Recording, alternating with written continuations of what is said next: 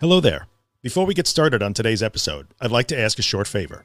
If you're interested in either of the two books that I have written and am about to release, head on over to my website at theanxioustruth.com/books.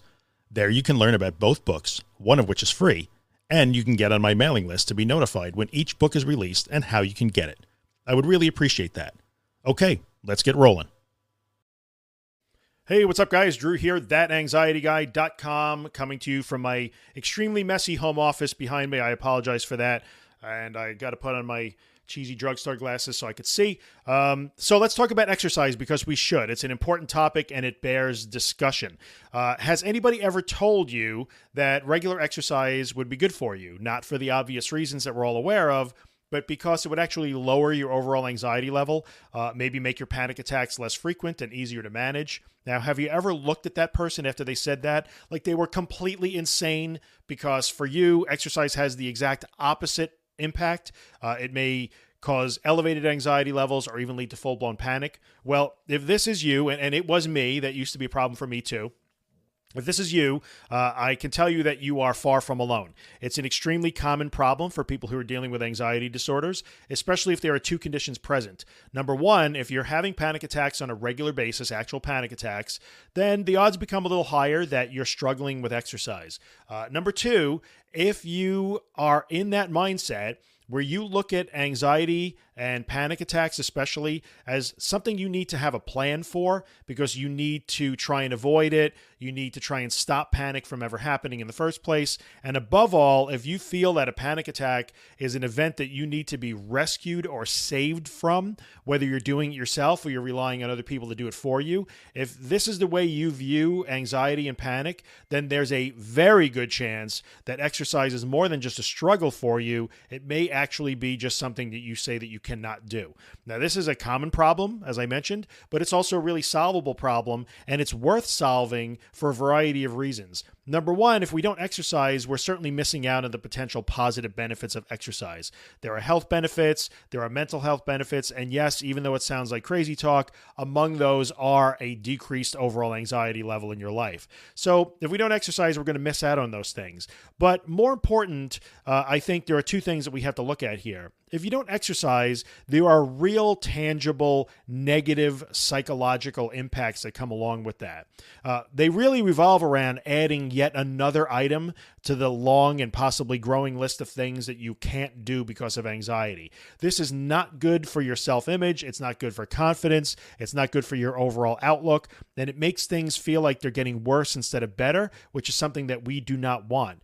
But I think more importantly along those lines, when everybody is telling you, your friends, your family, your doctors, the internet, everybody's telling you that exercise will make you feel better, but it actually makes you feel worse. I know when I was in that situation myself, I used to think to myself, well, everybody is telling me that this will make it better, but it actually makes me worse. So I must have the worst, most unique, never seen before, untreatable alien anxiety ever. And, I'm joking a little bit about it, but it was a real issue for me, and it used to weigh me down a lot. It was not a good thing to have in my head at all. So we really want to avoid these psychological negative impacts that come along with not exercising because of the way it makes you feel.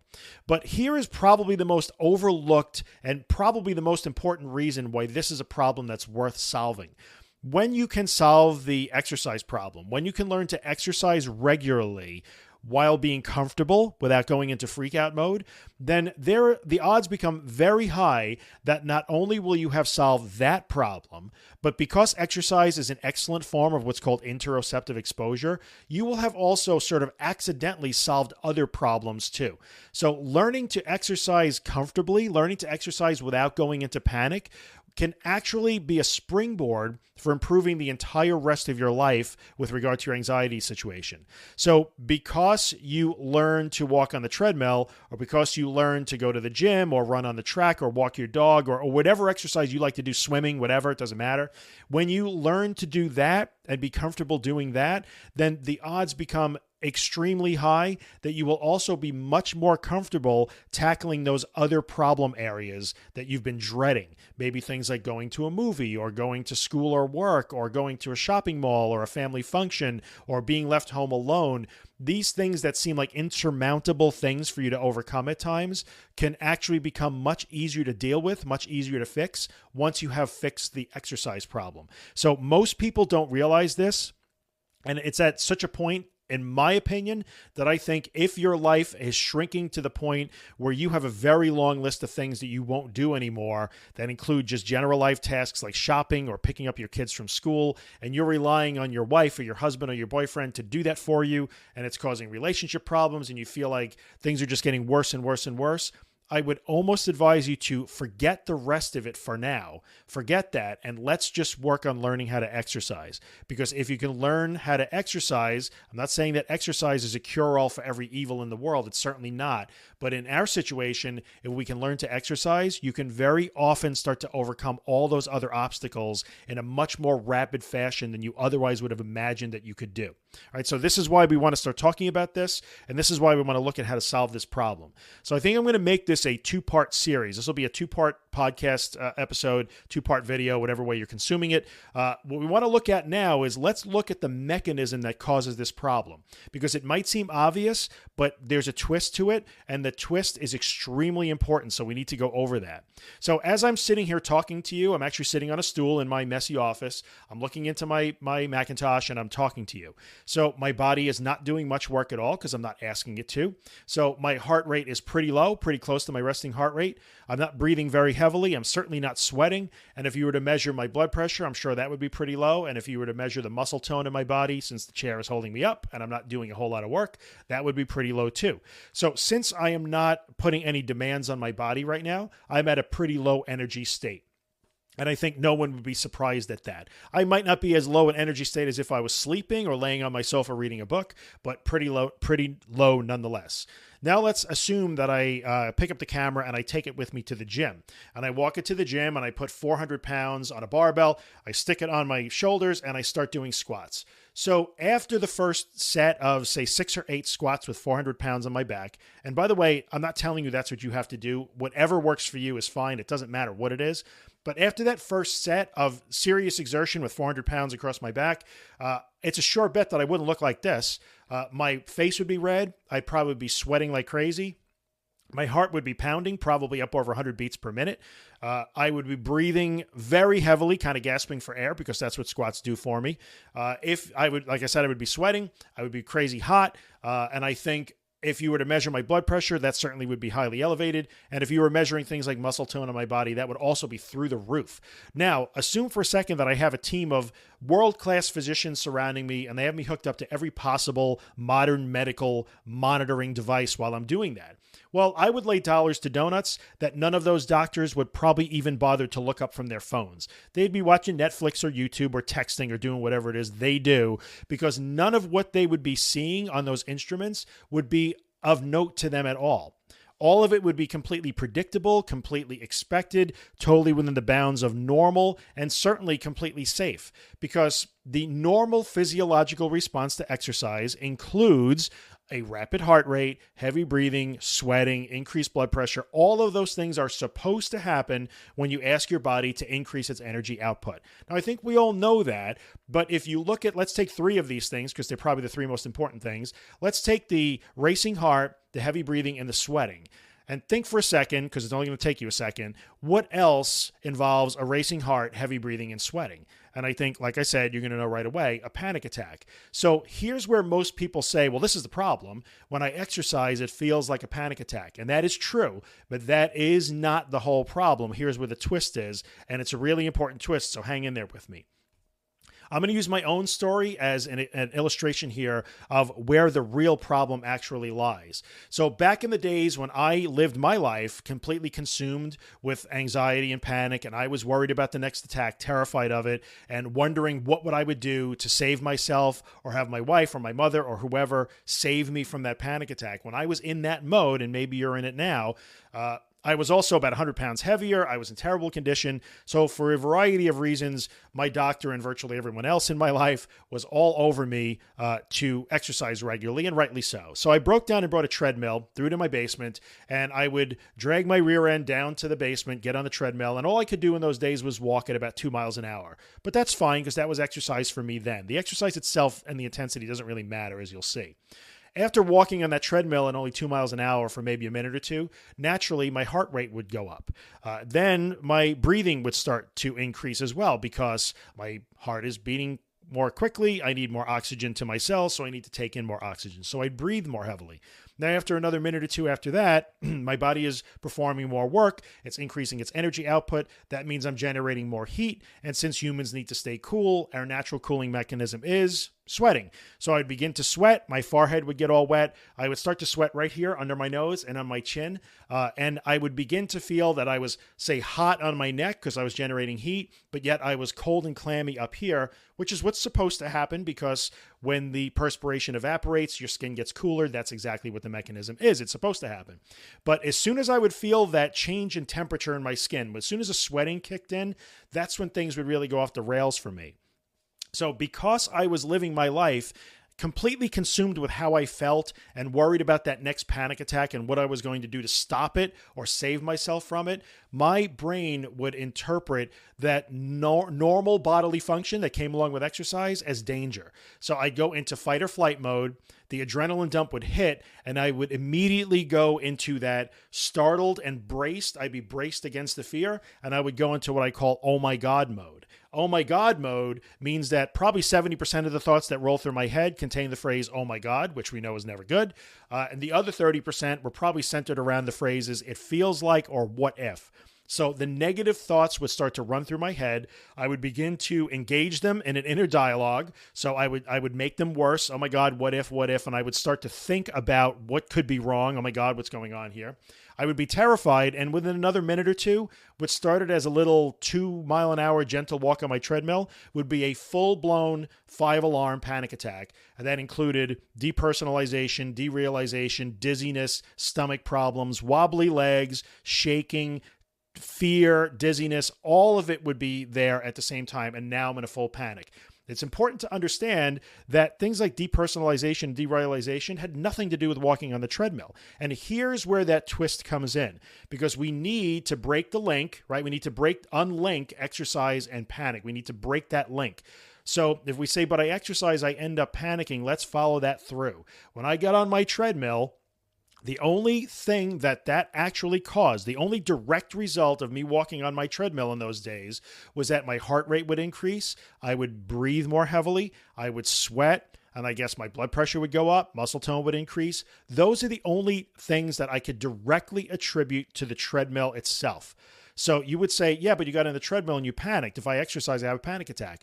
But the only thing that was directly caused by the act of walking on the treadmill were those normal changes in state in my body.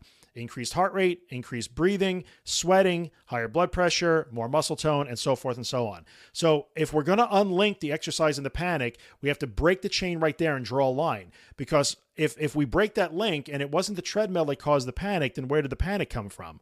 Well, I think you kind of get where I'm going from at this point. The panic came from here. So what wound up happening is, since I viewed my panic attacks and anxiety as dangerous things that I needed to be saved from because I feared them so much. I knew they weren't actually dangerous. I totally knew that. I completely understood that. But since I feared them, I felt that I needed to be rescued from the fear.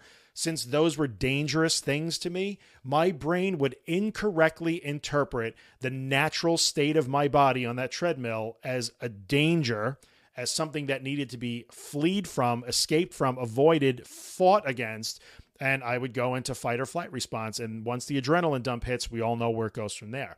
So you see, we're able to unlink that, break that chain between the treadmill, the exercise, and the panic. It's not, here's the biggest point I'm going to make in this video before we go to part 2. It is not the exercise that causes your panic. Right? So if you are living your life right now in such a way that you're telling everybody that you can't exercise because exercise makes you panic, we need to stop that, because it's not the exercise that makes you panic. The exercise only changes the state of your body. It's the incorrect interpretation of that state change that causes the panic. Because you fear the way your body feels, and you're always on guard for signs of panic because you feel you need to be rescued from it or avoid the fear. You're afraid of the fear. Then your brain is incorrectly interpreting that natural state change as a danger, and there you go. Now you're into fight or flight mode, and now we have panic creeping in. So the incorrect interpretation of the state change, that cognitive distortion, a rapid heart rate, which an Olympic runner or a normal person on a treadmill doesn't give a second thought to. They expect it. For us, that rapid heart rate is a sign of danger, and it triggers all of that panic response. And then even though that's incorrect, it becomes a self-fulfilling prophecy, and you may end up in a full-blown panic attack because you tried to exercise. So this is the most important part of this video. It's not the exercise that makes you panic. The exercise only changes the state of your body. It's the way your brain interprets that state change that causes the panic. So even if you don't fully believe it right now, fake it. Pretend that you do, because in order to solve this problem, you're going to have to ultimately believe that and buy into it. And I know that you can do it, but for now, at least fake it. Humor me on this. It's not the exercise that causes the panic. It's the brain part that causes the panic, and we can work on that. Now, why is this so important? You might be saying, yeah, but that's just semantics. It's intellectual. It's academic. It's bullshit or whatever. Excuse my French. But you may be thinking of this as, nah, that's not anything. That's not going to help me at all, right? But that's not really true, and here's why. If you say that exercise makes you panic, then the natural solution to that problem is to not exercise. So if you say that exercise makes you panic, the natural solution that you will come up with is to not exercise. And we all know why that's bad. So now you're going to add that to the list of things you can't do, and the problem never gets solved. If, however, you change that statement and you say, I am able to exercise, my body is perfectly able to exercise, it's just the cognitive stuff that makes me panic, well, now you have a different problem to solve.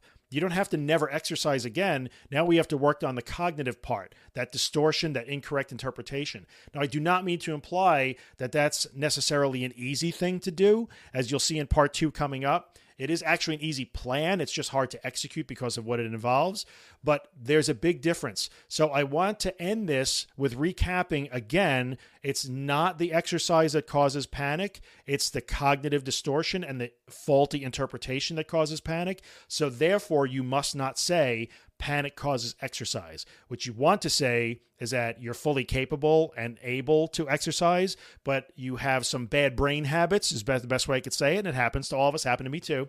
We have some bad brain habits that we have to unlearn so that we can exercise comfortably, right? And effectively and productively.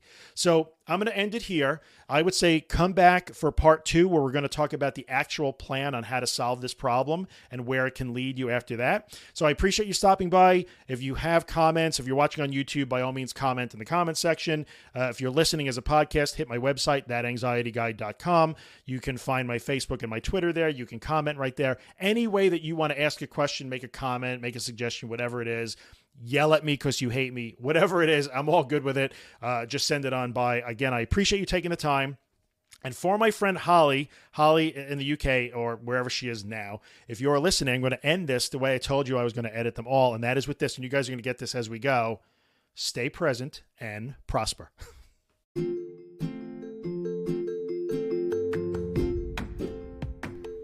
Hey, what's up, guys? Drew here. In the 5 years that I've done the podcast, I've never had a sponsor. But now it's time for me to put in a little plug for the day job, the business that I own. And that business is managed WordPress hosting. So if you have a website and it runs WordPress, and you'd like WordPress hosting that makes WordPress faster, more secure, and way easier than you ever imagined it would be, then check out Helix. You can find us online at imhelix.com. That's IAMHELIX.com. We took a long time to build Helix. I'm super proud of it. It works spectacularly. We take really good care of our customers, and I promise we would take really good care of you too. So if you're in the market for WordPress hosting that will blow your mind, check out Helix. I would appreciate the consideration. I thank you for coming by and listening, and I'll see you the next time.